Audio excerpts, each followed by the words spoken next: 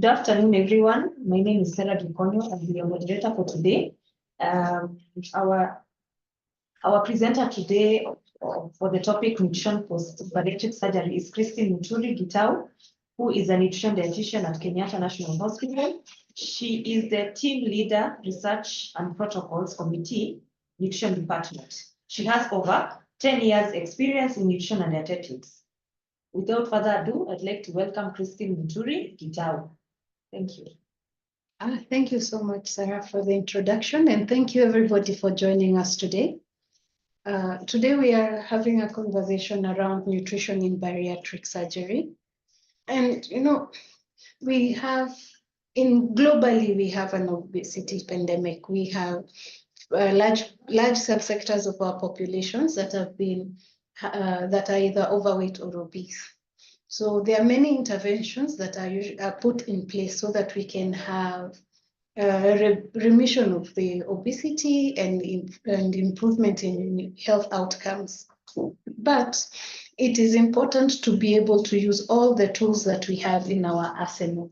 Not all the people will be able to achieve the health and nutrition goals that we have set aside for them if we are not able to make use of the tools that we have. So many people may not be able to lose weight. Why? When somebody tries to lose weight, there are those physiological changes that occur that may impair their ability to sustain weight loss. This may include reduced energy expenditure,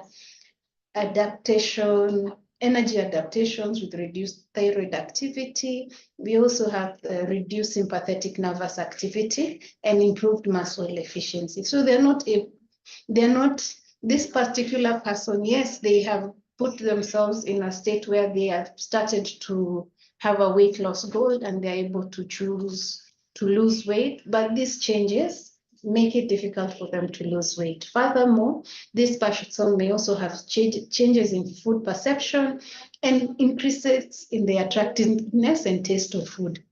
There are certain people, and you'll notice even for those who go on religious fasts or fast for any other reason, when you're on that particular restrictive diet, the foods that you are restricting on become extremely attractive. So there is that increase also in the hedonistic response to food.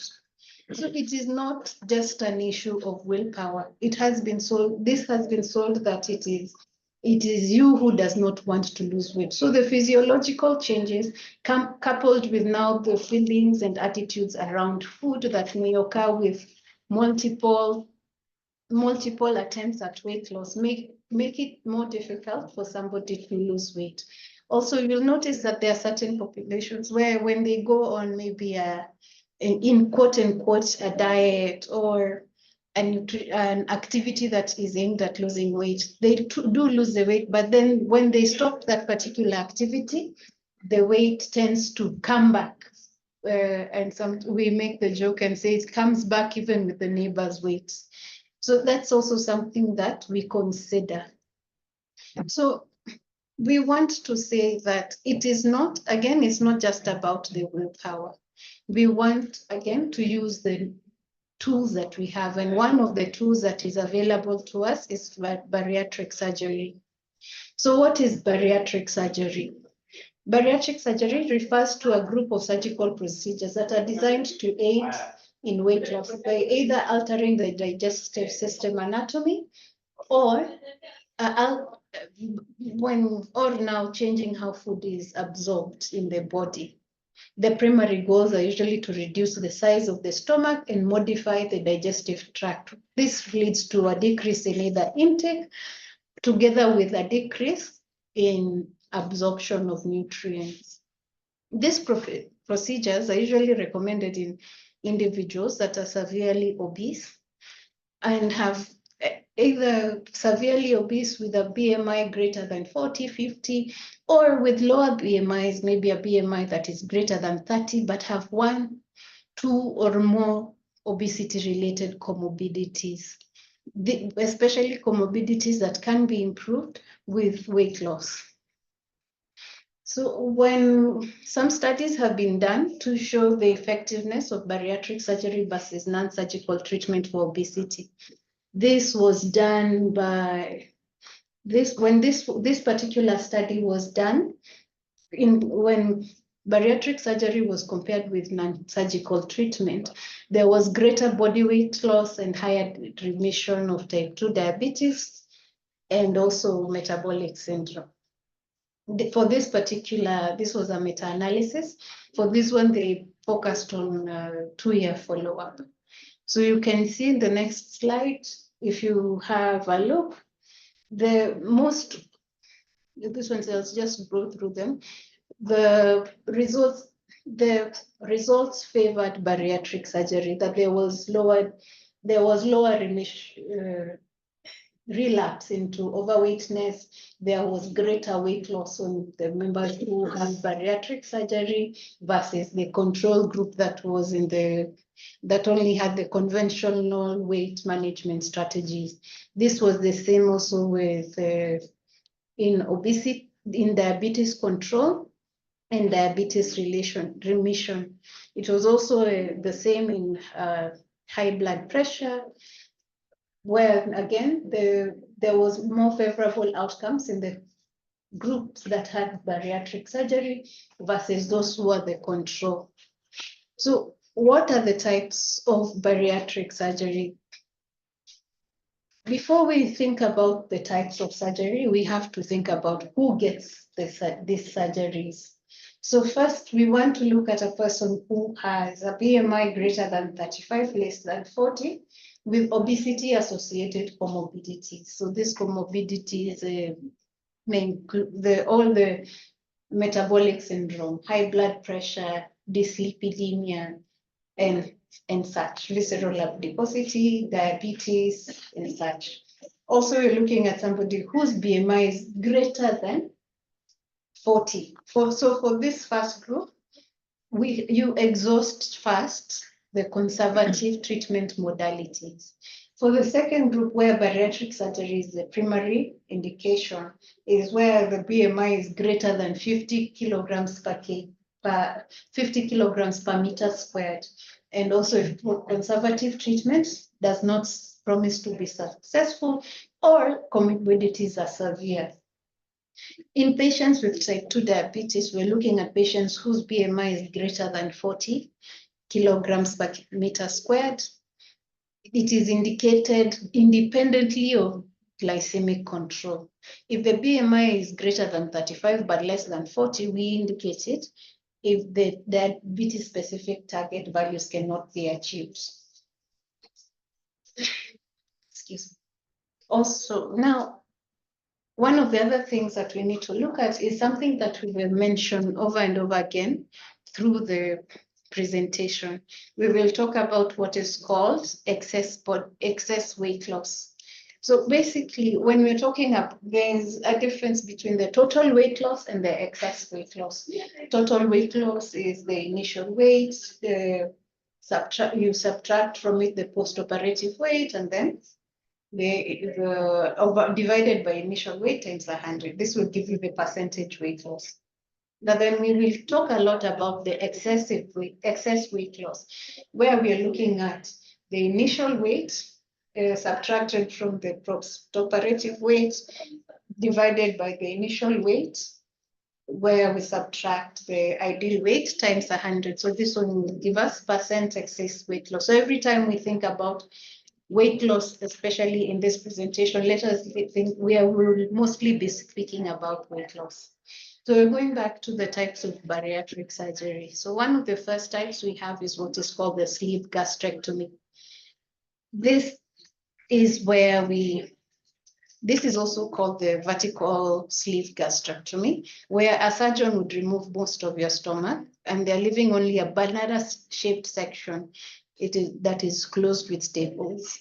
This particular surgery will tend to reduce the amount of food that can fit in your stomach, which makes the patient feel full. Also, it has been seen that when part of the stomach is removed, there might be an effect on the hormones that are associated with hunger and also the bacterial not just the bacterial, the microbiome of the individual. So this results in significant and sustainable weight loss, which is on average an excess weight has been reported to up to 56% in 1 year, but can go up to 60% per year. It may bring about complications of reflux. You might get narrowing of the stomach pouch, and sometimes in severe cases, there might be obstruction. We also have what is called the gastric bypass, which can also be known as the Roux-en-Y gastric bypass. So with this particular surgery, patients are expected to lose more than 70% of their excess weight in the first 12 months after surgery. So you'll notice that the more aggressive the surgery, the higher the amounts of weight loss that can be seen, especially 1 year post-operatively. So mean total weight loss for this particular patients is usually at 32% at the 1 to 2 year mark. Then it decreases slightly to about 25% 10 years, and this is maintained even up to 20 years post-operatively. In this procedure, the surgeon will first create a small stomach pouch, making the stomach much smaller. You notice that there is a very small pouch labeled gastric pouch.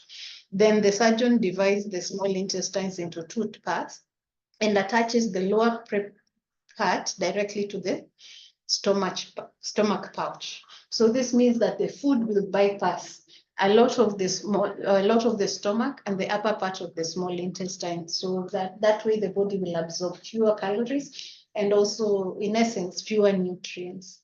So for this particular surgery, there is a very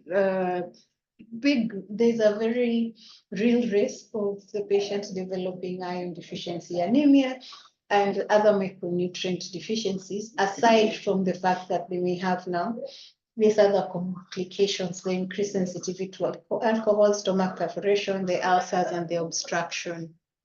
Now, as we do the gastric bypass, there is one that is considered a mini bypass.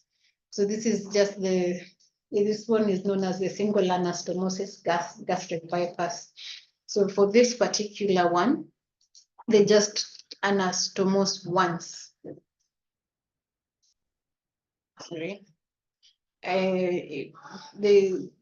is usually it's just reduced complexity and operative time, and it has demonstrated that it gives almost the same benefits as you would get from a Roux-en-Y. But then this is up to you and your surgeon to have this conversation, and the surgeon will advise on what type of surgery would be best for you.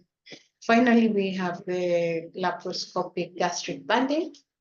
So you can see this is not as commonly used these days because there was the risk that it would have to be redone because that band would keep moving, it would loosen.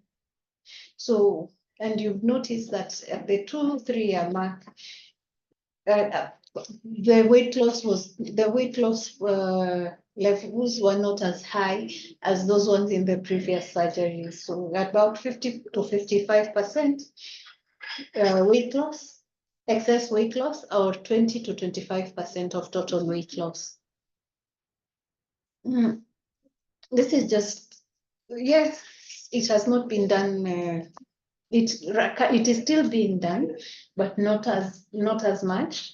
But then there were also benefits. You'll notice that in this particular study by Swanson and his colleagues, they realized that there were improvements in most of there were either improvements or resolutions.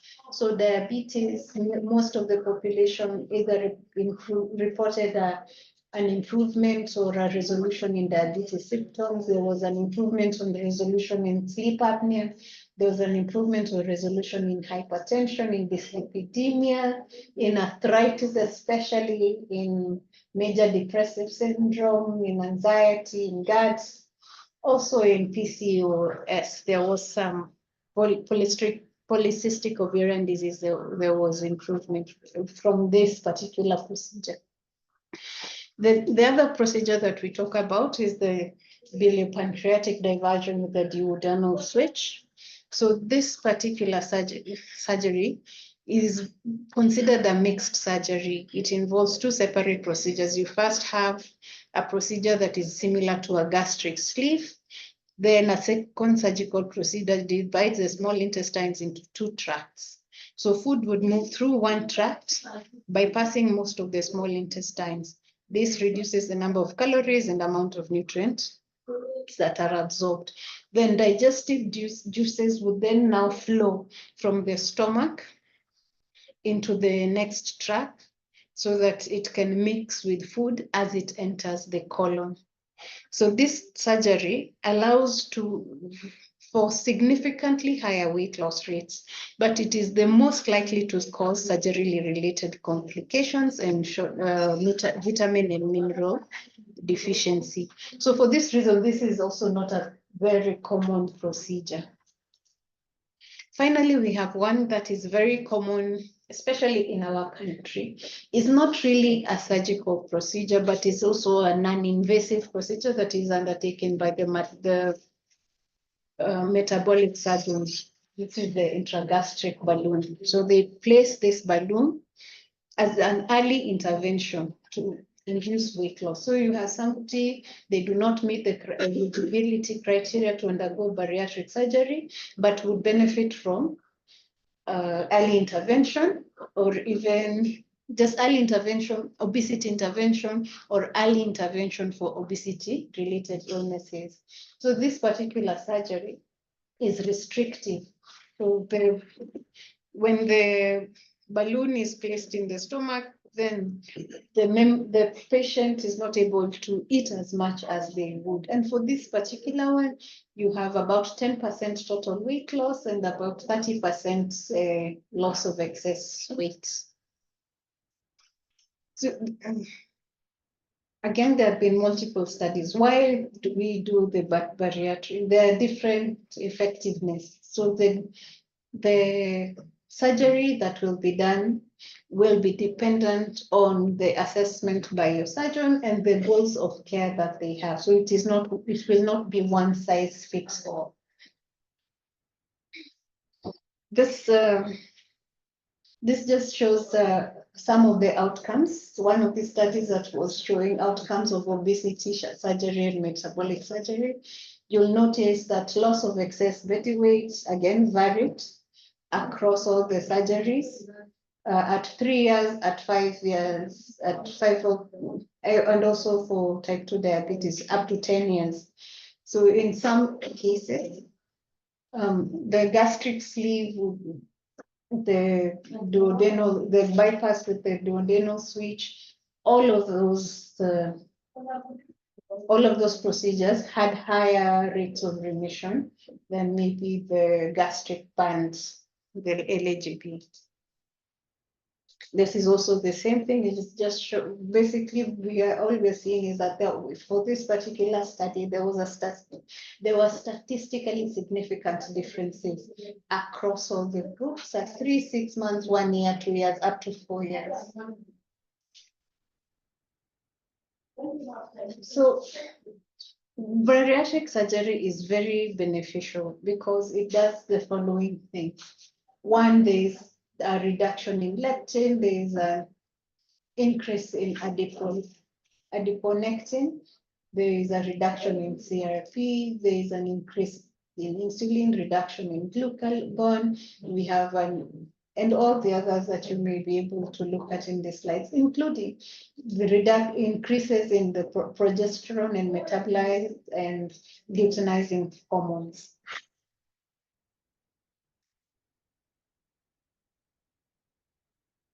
So this is the same thing. All we're saying is that it is effective. It is not just a fad.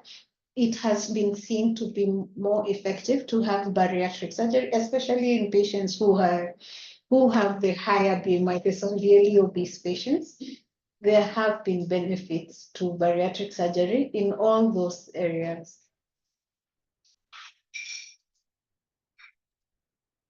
In this particular study, there was the medical therapy. So in this study compared medical therapy to the sleeve gastrectomy and the gastric bypass. And you notice in all the areas, in glycolated hemoglobin levels, according to body mass, in the body mass index, there were changes, and these changes were more pronounced in the patients who had bariatric surgery than in the patients who just had normal medical therapy. Now, there is also a risk that somebody who goes to, yes, they are benefiting, but there are those risks that are associated with bariatric surgery. So for this particular group, in their study, they were able to, where they had a population sample of 43, they looked at the following complications and their incidences. So we don't have any good, what adverse events happened in those 5 years, according to the patients.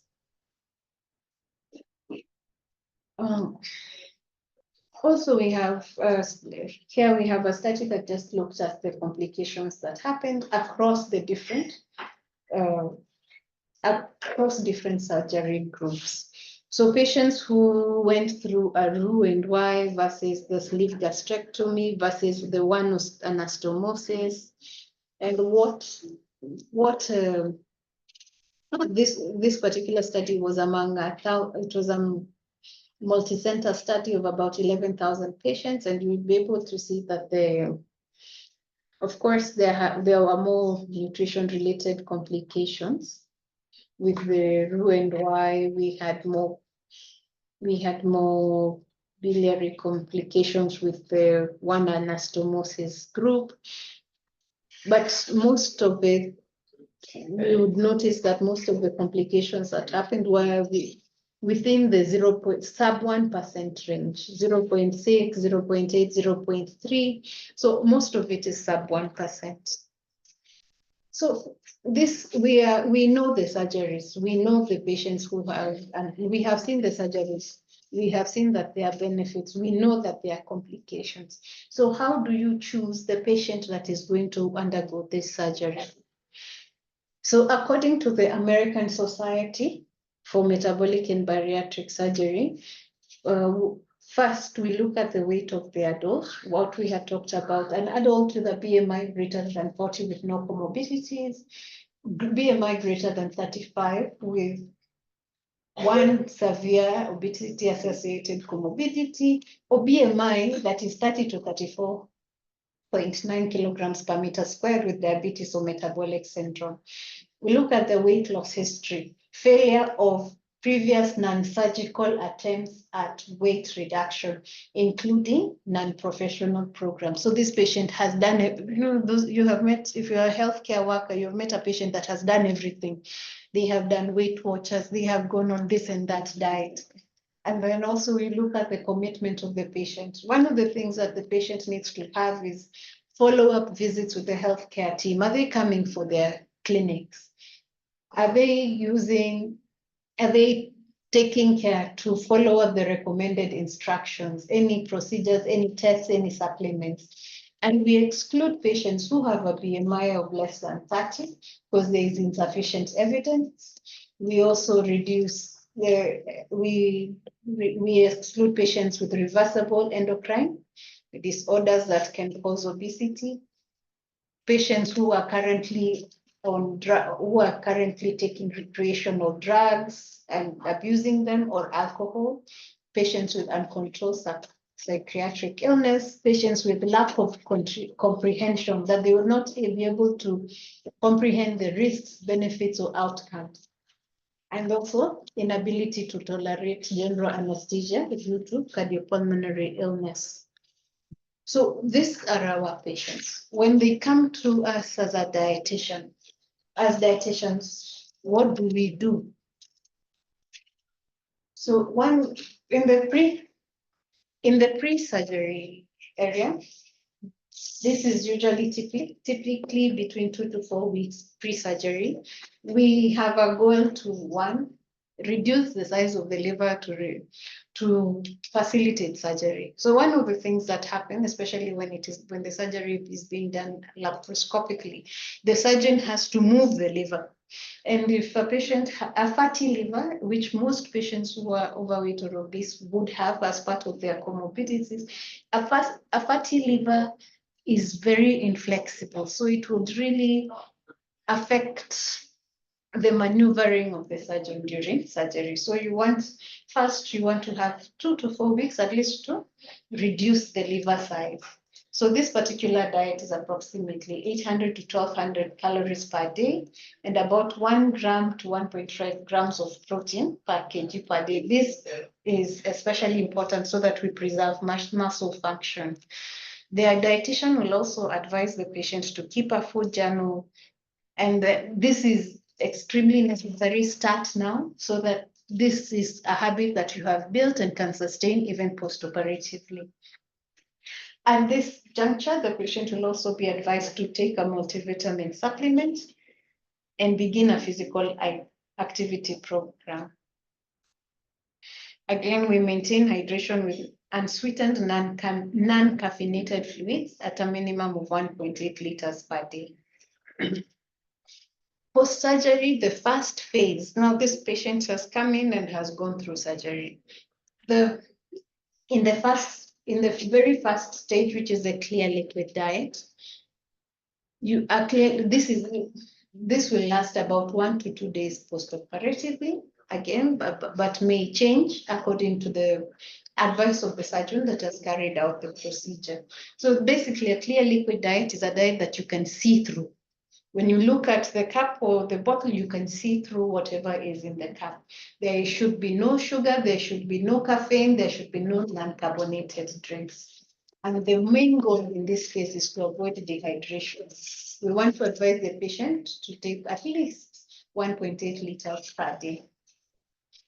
During this phase, we also advise them to sip slowly because now the size of the stomach has been significantly reduced. If they sip very quickly or they gulp or they use straws, then they may get cramping and spasms and discomfort. So nothing that is too hot or cold. We don't sip too quickly. We do about 30 to 60 mL of fluid every 10 to 15 minutes.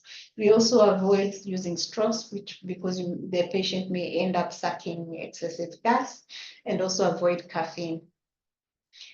Again, we advise the patient on the signs of dehydration: low urine output, dark colored urine, lethargy, or lightheadedness, and we advise them to seek medical advice immediately they have these signs. In stage 2, now as we move more, we go to the second stage, which is the full liquid diet. Now this is, remember we did the first stage from day 1 and 2. So now this is from day 3 through to day 14 post-operatively. And in this stage, our daily protein goal is again remains at about 1.5 grams per kg, ideal body weight per day, with our total kilocalories being approximately 835, approximately 130 grams of carbohydrates. During this phase, we want the patient to have 30 to 60 gram meals and increase gradually. The meals should not, in this phase, as long as you're in the second stage, the meals should not exceed 120 grams or half a cup in size. Also, we still advise them to eat slowly. Again, during this phase is also when we start our protein supplementation. Remember, the calorie intake is quite restricted, and this also has influenced how much protein they're able to take.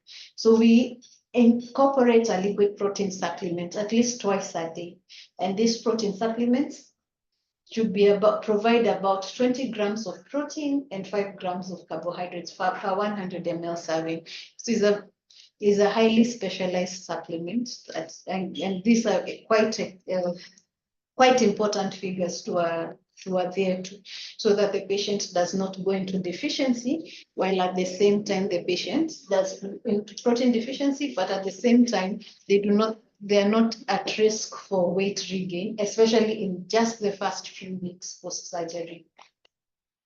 Well, at this stage, we also start, at stage 2, we also start the vitamin supplementation. So this supplementation is begun in this phase. We look at first we do a complete multivitamin, which also contains iron, zinc, folic acid, and copper. If the patient is deficient, we recommend iron. If not deficient, then we keep on rechecking the levels. Also, because of calcium and iron supplementation, we also always remind them that there should be a 2-hour window between calcium and iron supplementation if they're taking both to enhance bioavailability. So we don't put the dosage because dosage may vary according to the brand. So this is just a table explaining some of the vitamins that a patient may be deficient in. So just think around it. So we want this supplement, an oral supplement, to be taken daily.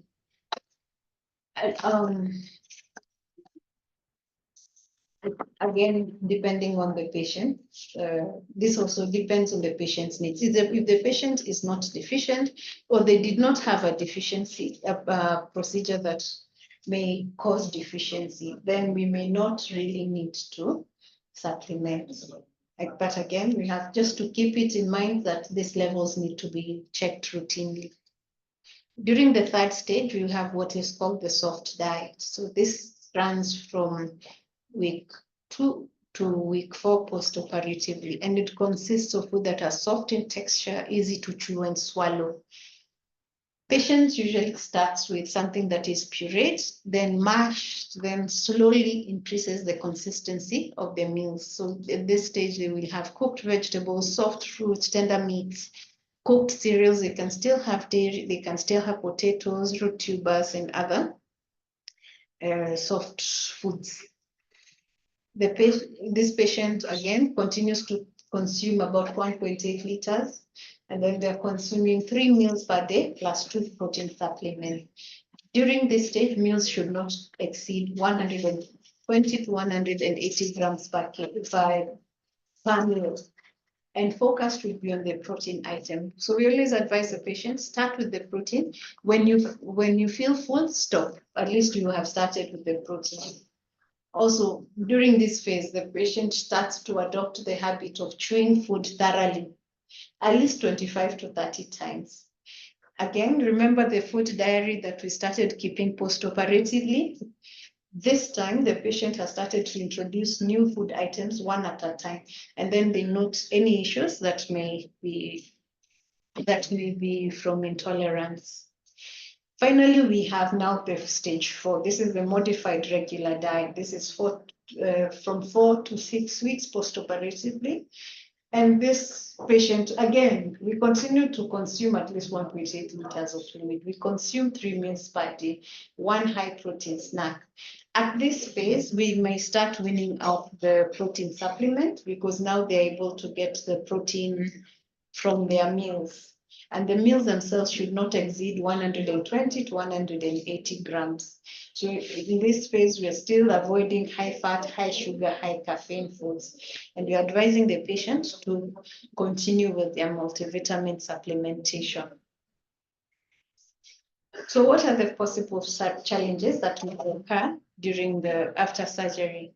So a patient may have dumping syndrome, where food moves too quickly from the stomach into the small intestine, and then they end up with symptoms such as nausea, vomiting, abdominal cramps, diarrhea, weakness, dizziness. So here we advise patients to avoid high sugar foods, high fat foods, and we also encourage them to eat very small, more frequent meals that are also high in complex carbohydrates and lean proteins so that they can slow gastric emptying. The patient may also have nausea and vomiting. This is extremely common especially in the immediate postoperative period and can persist in some patients. So for this particular patient, we want to emphasize the importance of adhering to the recommended dietary guidelines. In practice, you find some patients will feel that if you're telling them to take 30 mLs per meal, 30 to 60 mLs per meal, and it's just a fluid, that is too little. So the patient may end up taking the whole 120, and in the first few days post-operatively, of course, they will have issues with nausea and vomiting. So you want to emphasize that it is extremely important that the patient adheres to the dietary guidelines. We also advise the patient to introduce new foods gradually to minimize risk of intolerance. And we encourage them to consume their meals slowly, keeping fluids separate from solids. You don't drink while you're eating. Also, we stress the significance of portion control and mindful eating. Let them be mindful of their hunger cues. When you feel full, it is okay to stop. But if the symptoms of nausea and vomiting persist, despite following the dietary recommendations, then this patient needs to be followed up. And sometimes we even have patients who have undergone reversals because the symptoms of the nausea and the vomiting are not lifting. Also, we had just general gastrointestinal symptoms such as reflux, constipation, and diarrhea. We want, again, to encourage fluid intake. Minimum 1.8 liters. We will say this over and over again. Also, we encourage our patients to ensure that the food that they're taking is adequate. If in case they are not able to get enough fiber, especially in stage 1 and stage 2 of the diet, then you can also initiate a fiber supplement so that they might improve. These symptoms might improve. The patient may also have hair loss, maybe due to the malabsorption. For example, the gastric bypass or the duodenal, which can lead to deficiencies in essential nutrients such as iron, zinc, biotin, and protein. Again, the patient might have rapid weight loss following the surgery. This shocks the body and disrupts the normal hair growth cycle. Finally, there are those fluctuations in hormone levels, particularly estrogen, testosterone, which contributes to hair loss. And again, we have the physical and emotional stress of undergoing bariatric surgery and adjusting to the lifestyle changes. So for this particular patient, we have to, for all our patients who have undergone bariatric surgery, ensure that they are meeting their nutrient needs, that they are taking their multivitamin supplements, that they are regularly checked for any deficiencies. We also encourage that though we want weight loss, we want to aim for a gradual and sustainable weight loss so that we can minimize shock and reduce the risk of hair loss. Of course, things like gentle hair practices and sometimes even just emotional support counseling. Some patients may have weight gain. They regain the weight they have lost due to several factors. This may include non-adherence to dietary recommendations, hormonal changes, or lifestyle factors. So it is the duty of the dietitian to provide ongoing support and counseling for the patient. And then where necessary, we want to recommend that the patient goes through behavioral therapy or is part of a support group so that they may address the emotional and behavioral factors that are contributing to weight regain. We have spoken about this again, but the patient will also have nutritional deficiencies depending on the type of surgery that they have. So we want to monitor, clinically monitor several nutritional parameters. So the complete blood count is done regularly. We have the LFT, the glucose, the creatinine, the electrolytes done regularly. And then now we have what is the the examinations that are marked A should especially be performed after the Roux-en-Y, the bypass with duodenal switch. And now this would be especially and in patients with very restrictive surgeries. The patient might also have surgical complications, and we need to, even as a dietitian and also as all healthcare providers, re-emphasize the need that the patients need to be aware of whatever of their danger signs.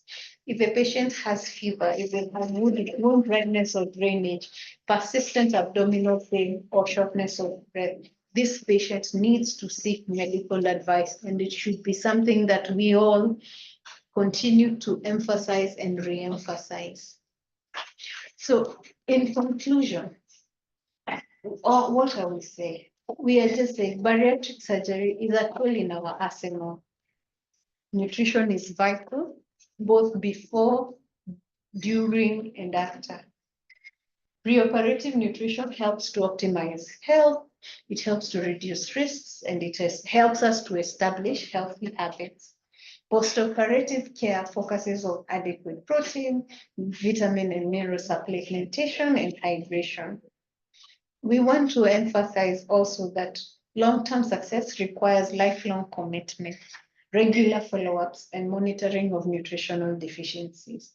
And we need, as dietitians and as healthcare professionals, to continue to collaborate amongst ourselves and provide continuous education to our patients. And where available, and should be available, we also need to have our patients be part of support groups so that they feel that they are not walking this journey alone. Thank you so much.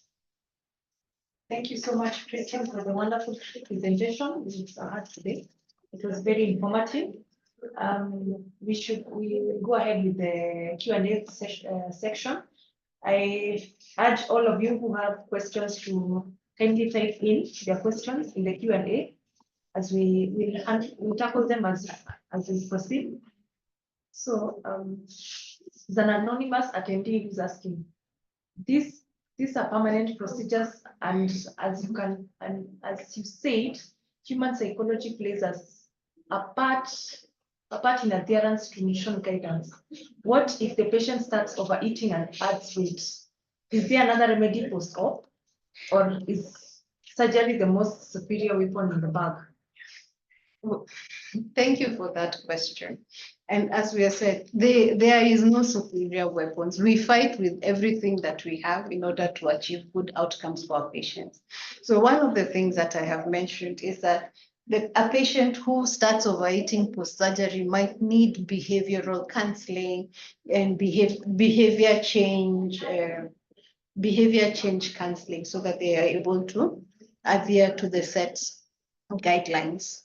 Also, one of the things that we went through was if we were in the criteria of who is going through bariatric surgery, one of the things that we mentioned was we need to check for the commitment of the patient. Would this patient be able to commit to this particular program? Because it's not an easy program and requires high levels of commitment. Will they be to follow the recommended management levels, including the supplements? Are they able to follow instructions? So as you're starting the pre-surgery visits, even from the initial presentation, these are some of the things that the surgeon is looking at. Also, we also inform the patient on the risks. For example, if you're overeating and you end up overstretching the stomach once it has been resected, there is a risk that the staples might come apart. So it is not just about the surgery. The surgery works in tandem with the changes in lifestyle, changes in behavior, changes in attitude. It is just one more thing to help the patient. Thank you. And as she said earlier, that some of the patients require a group where they can go and air their grievances and probably get encouraged to do the same. So we have Dennis Omoni who's asking a question on what is the risk of gastroesophageal reflux disease? Thanks for that question. And one of the things that most surgeons will do before they carry out gastric bypass surgery or a bariatric surgery, one of the things they will do is recommend an endoscopy. So a patient who they will look at the esophageal sphincter, whether it is loose. So that is a patient, whether already they have reflux or they do not have reflux. So that is one of the things that may occur. In certain surgeries, there might be risk of reflux for the patient and the surgeon may also end up doing a tightening of the sphincter as they are doing the other surgery. Or like for the biliopancreatic diversion, they may also do they might schedule the tightening of the sphincter at a later date. So yes, it is a risk that may occur. Well, just to add on to that, it also depends with the kind of bariatric surgery that you are undergoing, because there's a rule and why, as she's already presented, whereby rule and why seems to sort of like has been shown like it reduces the symptomatology of the GERD itself, as opposed to when you're doing now the sleeve or the gastric bundle. So it all depends with the choice of bariatric procedure the patient is supposed to undergo, plus also you have to match the patient to the surgery, not the other way around. Thank you so much for that. We have an anonymous attendee who's asking, are we referring to animal or plant-based proteins? We are referring to protein as long as we're able to meet our protein goals. Of course, you want, especially for a patient who is very restricted, you want to focus on the higher biological value proteins, of course, the animal protein. But we can still do this for patients who are vegetarian and are following a plant-based diet, as long as they are able to meet their protein goals. In addition, probably to the ones who are vegan, you can consider some supplementation, because we know that most of the vitamins, B complex, especially vitamin B12, which I've seen was part of the nutrient requirements, can be supplemented. You should consider that in supplementation. Thank you for that. We have an anonymous attendee who's asking, please advise on the clear, not sweetened drinks recommended in the early post-op phase. I think this is the clear liquid diet that you talked about. The first stage. All you're saying that a clear liquid diet is no soda. You know, sometimes we said a clear liquid diet consists of foods that are clear, that we can see through. So it can be a broth, it can be something like mostly broths and apple juice, but the water in itself is clear liquid.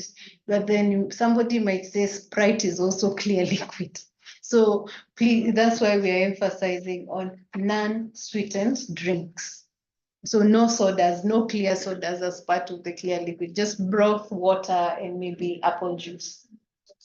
Just to add, perhaps, what I can say is the reason why you are advocating for clear liquid diets, which you don't have added sugar into it or these other bits, is because remember, it's just immediately post-op. So you want to establish some sort of tolerance. You want to see if at all the gut is able to tolerate the feeds themselves. So you see, the clear liquid diet doesn't necessarily mean you're going to do it clear liquid for a whole week.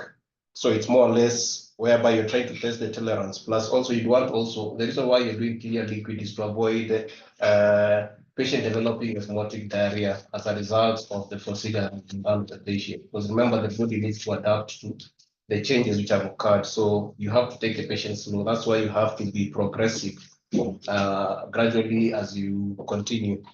Thank you.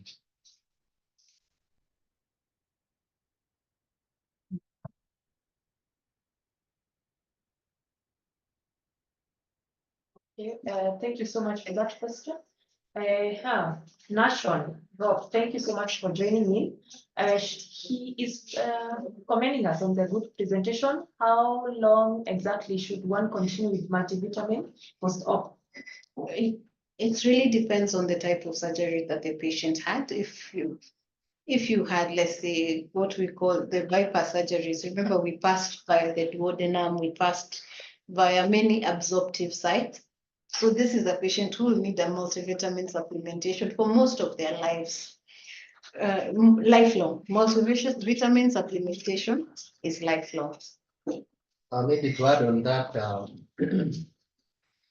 it's a continuous process whereby a patient is being monitored. So there is no specific timeline that we should take multivitamin, but rather assessment should be done on a regular basis to ascertain, are you in need of these supplements or not?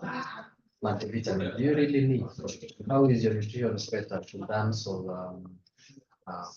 micronutrients? Thank you so much for that. We have Bariatric Chumba, who's commenting, placing on the good presentation. Another anonymous attendee who's asking, what is the success rate of bariatric surgery for weight management versus dietary management alone? Thank you for the question. So on the slide that is on the screen, this just compares, this particular study was comparing the remission and new onset rates of diabetes, dyslipidemia and such. So the orange line is the patients that underwent surgical procedures, while the greenish, bluish line is for those who just went through medical conservative management without surgery. And you notice that when it comes to the remission of hypertension was higher in the surgical group than the medical group. Remission of diabetes was higher in the surgical group than in the was higher in the surgical group than in the medical group. Interestingly, you see there's this side when the fourth graph is showing new onset diabetes was even higher in the patients who underwent just medical conservative management than those ones who underwent surgery. And finally, when we're looking at the dyslipidemia, we had reduced, remission in the surgical groups, but it was higher when compared to the medical groups, and there was higher rates of new onset dyslipidemia in the groups that only underwent the medical interventions. So we can see that in this surgery, especially with patients who have not been able to meet their metabolic disease goals, they have not been able to lose, even in weight loss, when we had a look at it, there was also higher weight loss levels, when you look at this one, the graph C, body mass index, ended up changes in BMI were almost constant. There was more change in the patients who underwent bariatric surgery, gastric bypass and sleeve gastrectomy, than those ones who did not, that just underwent medical therapy. So it's very important that, again, as we mentioned, that this is just a tool in our arsenal, a tool that has been seen to be effective within a subset of the population. Most of the population will be able to lose weight and keep it off. But for this subset of the population, who even as a dietitian, sometimes we know our patients. We have patients who are extremely non-adherent. They will never do what you recommend. They will never listen, but they will always complain. But we also have patients who do everything that you tell them to do. They follow all guidelines, and still they do not have the changes that are expected. So for such a patient, providing them with an extra appropriate tool would be of benefits. Okay, thank you so much for that response. We have another anonymous attendee who's asking, during the pre-surgery, with high amount of protein, are we considering in the renal? And if the patient is already having chronic kidney disease, is he eligible? So I'd like to mention this, that we were shown the criteria of inclusion. One of them was patients who have a BMI of above 35 with comorbidities. The other one was above 40. So in such a situation, if probably the patient has, yes, as shown in the slide, a BMI of above 35 and less than 40 with obesity associated comorbidities. So in such a situation, probably you're thinking of a comorbidity like diabetes. So well, that is the disease that probably predisposes this patient to chronic kidney disease. So as long as we are already here, it means on my end, I actually think we are far gone. I don't think in such a situation, especially if a patient has probably stage 4 or 5 of chronic kidney disease, that there's need of doing the aggressive weight management, because we know that with renal replacement therapy, rarely do we find patients who have a BMI above 35. They usually taper down with time, especially as they go on with the dialysis. But for the ones on conservative management, probably you can think of having other non-surgical interventions in losing weight, so that you probably delay the need of renal replacement therapy. But in addition, my colleagues can also add on that. Well, thank you, Sarah, for that. On some occasions, it's highly likely that you find this form of surgery being useful. But personally, I have not managed patients who are CKD or chronic kidney disease. But a lot of publications there have documented that this form of surgery is safe and effective for treatment of obesity in patients with chronic kidney disease, be it stage 4, 5. But where this form of procedure is useful is for patients waiting for kidney transplant. Because most of the times you might find patients who are arising with high BMI values, and they cannot undergo transplant because of high body weight. So this form of this procedure is very common. But what we find is that post-surgery, a lot of effort through multidisciplinary care is required, because as we have seen here, this patient require a lot of fluid post-surgery. There is a restriction in terms of certain nutrients as time goes by, and therefore issues of fluid management become a real issue, which require to be individualized. But I think it's a new approach, which is really gaining a lot of support, and we anticipate that very soon we might find in Kenya patients who are doing this in CKD actually, and transplant. Yes, thank you. Thank you so much for that. There is thank you so much, Bahati J, for joining in. He's asking, does it have any effect? Does the surgical procedures have any effect on vitamin B12 absorption? Yes, they do. And we mentioned that especially the bypass surgeries will have affected we will have bypassed most of the tract where most micronutrients are absorbed. So yes, there will be an effect on vitamin B12 absorption. Even the sleeve gastrectomy, where this pouch is reduced. Remember, the surface area of the stomach is significantly reduced. So there will be a reduction in absorption. And this is why we keep on recommending the supplementation. It is necessary, especially if the patient has undergone a type of surgery that is malabsorptive, it is necessary that they have vitamin supplementation. Just to add, perhaps you'd realize when you do the bariatric surgery, the key aspect here is the patient is the satiety levels of the patients will come in quite early.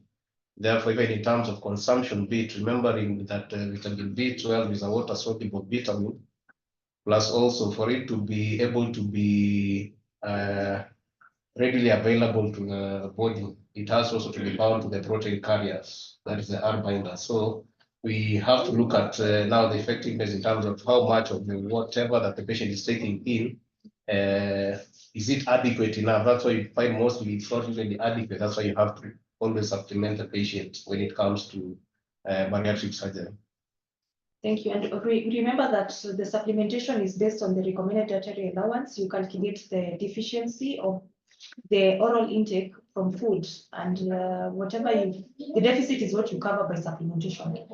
Okay, we have an anonymous attendee who's asking which hospital in Kenya performs this surgery. We had this surgery quite early this year in Kenyatta National Hospital. It was performed.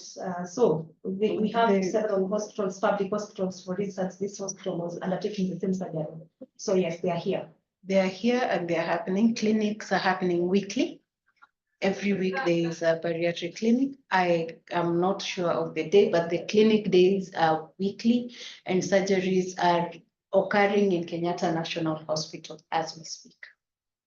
Thank you so much. Another anonymous attendee is asking, as a nutritionist or dietitian, do you do follow-up post-ops in terms of home visits, meal planning, and help with shopping? Which tools do we emphasize the patients to use to monitor total caloric intake post-op? Thank you. So it depends. This depends on the patient and the patient setting. So most of us clinical nutritionists and dietitians, we end up managing the patients from the hospital, and we give them the advice that they need while in the hospital. While they are out of the hospital, we also have now follow-up at clinic, outpatient clinics, where they're able to come in and ask all the questions they need. For most patients, we find that just most patients will not be able to do the very stringent calorie counting. So it is up to the dietitian to enable them to do a good plan or to give easier guidelines that they will be able to follow up. So instead of saying 10 calories, 10 tablespoons of this or the other, or 10 grams of this or the other, just tell them to have 1 teaspoon of this or the other, depending on the plan that you come up collaboratively with the patient. Once you come up with that plan, they're usually able to adhere better than for most patients than those ones who have to sit down and weigh and look through and count and calculate. To add on that, I think as a clinical nutrition, we don't go with them doing shopping. I think it's a matter of understanding what's supposed to take, quantities, and also based on the nutritional guidance that are given at the clinic levels, not shopping. But at the same time, there are those services that those of our colleagues who provide the same services, that they are able to go and do that from their side. Yes, it depends. I think it depends mostly on the setup. That is what guides you. If you're on the clinic setup, probably you'd want to give your patient a closer TCA, especially for those who are not very compliant. For those probably who you're able to do home visits, you can go ahead and do it so that you're able to follow up promptly and manage the patient better. So another anonymous attendee is asking, as part of management postoperatively, was taking at least 1.8 liters of water. I'm asking, is there a complication if you take more than this? Usually, there is no, you would better take more. It is very individualized, extremely individualized. But for at minimum, you know, sometimes especially when the patient had, it's good to give them minimums, even for the day that you're having the worst day and you feel you cannot tolerate. And then this amount of water is taken in very, very small amounts throughout the day and spread out. Okay. Thank you so much for that. Another anonymous attendee is asking, because of high risk of micronutrient deficiencies, is the patient likely to stay on supplementation for the rest of their life? Again, depends. I think we've answered this before. It depends on the procedure that was done, but for many of the patients, and also according to the assessments that are done periodically, if there is need, then we will continue to supplement with certain nutrients. But give or take, it is a lifelong commitment. Yes. Okay, thank you. There's another anonymous attendee who's asking, from your own research and experience, is it the best approach, or is it the last resort? And when do you determine the patients have failed nutritional plan? I think this one she mentioned earlier when she said that when there are other comorbidities with a BMI above 35, and also probably you have failed weight loss for a period of time, despite you having aggressive weight loss, and this client or patient was committed to what they were doing, because you look at the inclusion criteria versus the exclusion criteria. That is what guides you whether this is the last resort. Because you cannot just say someone has comorbidities and probably you've not tried the non-surgical aspects. Well, just to add on to that, remember you're trying to match the patient to the procedure, so that now they understand what are the pros, what are the cons of having these surgeries. So you can't really say you just do for any other person, you just do bariatric surgery. You see, there has to be a criteria in terms of, are they able actually to comprehend what actually bariatric surgery is all about? What are the risks? What are the benefits? Because remember, all these discussions need to have been done, and then they're done way before even you start saying you're going to do bariatric surgery for the patient. Because you also have to assess the patient psychologically. Will they be able to sort of like handle the psychological issues that are bound to come about after the surgery? So that now you prepare the patient so well in that they're able to understand in terms of what are they going in for, rather than the doctor deciding for the patient. It's not the doctor deciding for the patient. It is actually the patient supposed to be deciding. They actually understand what is bariatric surgery, and they're actually for it because they understand what they need to put into when it comes now to the management post the surgery being done. So it is quite important for the patient to understand that whatever they're getting into, it's not something which is something is going to fix the problem within just with a click of a button or so. So they have to be very careful in terms of the choice. So we can't be advocating to be doing bariatric surgery to every Tom, Dick, and Harry when it comes to the clinic. So thank you so much for that response. We have another one who's asking by Mary Links. Hello. So they're asking, can a person undergo several bariatric surgeries in the case of increased weight gain after the first surgery? If a patient is having weight regain after the first surgery, they are not, first of all, they probably were not the best candidate for even the initial surgery. So that is something we need to look out what are the things that are causing the weight regain. Is it that they are able to carry out the behavioral modifications that are required? Is it that now they have developed maybe other unrelated conditions or endocrine conditions that may cause them to have weight regain? So it is very patient dependent, but it would be very rare to do and redo surgery on a patient. We would have first to find out why was their weight regain.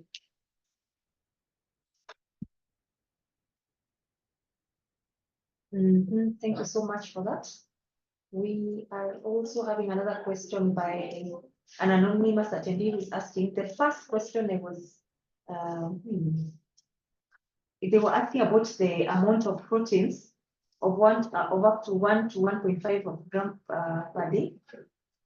Is it not fatal to the kidney function?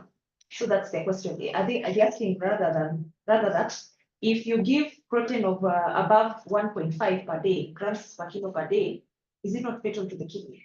That's a very good question. Remember that when you're eating food, the food that the calories and carbohydrates and fats that we are taking in also have, aside from the fact that they have provided energy to you, also have a protective function in that when you're eating adequate amounts of calories and proteins, you are able to protect your muscles from being catabolized. You are preventing your muscles from being broken down to provide energy. So in this particular case, remember this patient is not able to is not eating enough carbohydrates, is not receiving enough glucose, is not getting enough calories as we can, if obviously is not getting enough calories.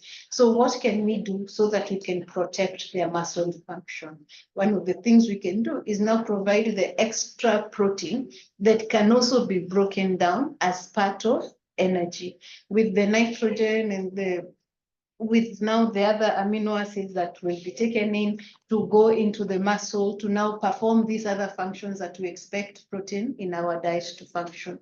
So when you're giving such an amount of protein, you are actually performing a protective function, the protective function of protein. If it is a patient that has no other comorbidities, these are amounts that would be appropriate for that function. Again, depending on the patient condition. The last time we had a discussion on patients with liver disease, and we were even saying you can go up as high as 2 to 3 kilograms per kg. So it is very patient dependent and it is very need dependent. So if for a standard patient, these are adequate amounts. Thank you. Thank you so much, Christine.